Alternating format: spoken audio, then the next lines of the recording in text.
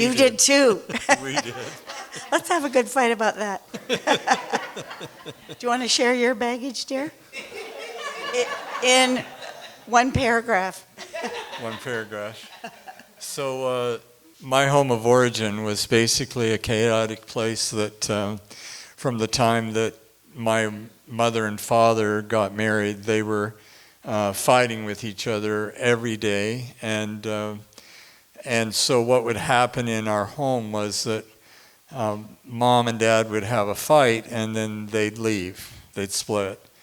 They'd be gone for maybe 2 or 3 months from each other. Then they'd reconcile and they'd come back together. And what it just left with me with was continual not knowing anything. We moved every year at least once, sometimes 2 times, sometimes 3 times. Some of my earliest memories was in a car driving back from California where my mother and father had lived, and she was going back home to Oklahoma. And so basically that went on for until I was about 9.5 and my brother was 5. Separated most of the time from each other as a family. And then finally my dad left one night he grabbed us kids at gunpoint and threw us in the car. I fell out of the car, almost got ran over by the car, and that was the end of that marriage. Before that, there was severe family abuse. I'd wake up often to my mother screaming and my father threatening to kill her. And so I was left with a very chaotic understanding of what home life was. Virtually no father. Even before he left, he was absent most of the time. So yeah, that was a lot of where my baggage came from. So I thought, when I met Leonard, I thought survivor were the words that described what his life had been like. He was a survivor. And I admired and respected him for what he had overcome, but I did not know the wounds that were in his heart from what he had experienced in his childhood.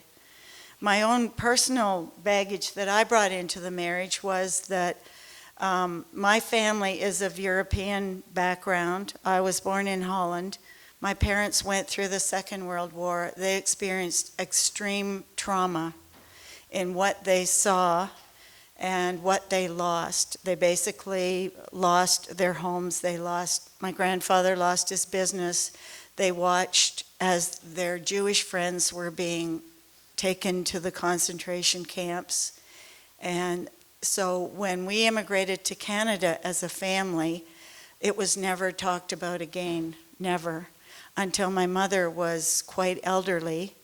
And then she just began, and I know this was God. God was healing what she had walked through, but I knew she had gone through extreme trauma because as a child, she would wake up in the night and she would just be crying and crying. And of course, you know, as a little kid, when your mom's crying, you're just torn up. I would rush to her bedside and wake her up. What's wrong? And she would say, I was dreaming of the war. And so growing up as a child, talking about these things, it was all like just kept very, like it wasn't deceptive, but I think it was a way of coping.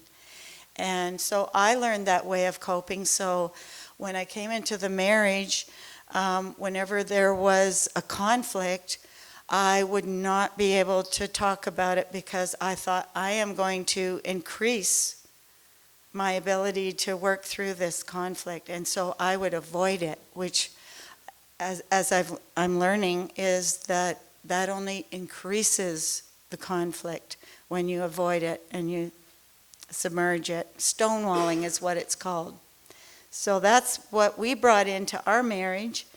And I guess that's why we're here, not completely, but just here to encourage you that, you know what? God has a wonderful way of healing us and restoring the things that the enemy wants to rob us of. So I think right now we're just going to spend a few minutes and we're going to talk about how does, and I realize this is a very big topic, but maybe we can just open it up a wee bit. How does having unresolved baggage cause or limit a person's ability to resolve conflicts in relationships and especially in marriage. So go at it. Sorry, could you read that once more? Sure. So, how does having unresolved baggage cause or limit our ability to resolve conflict in our relationships?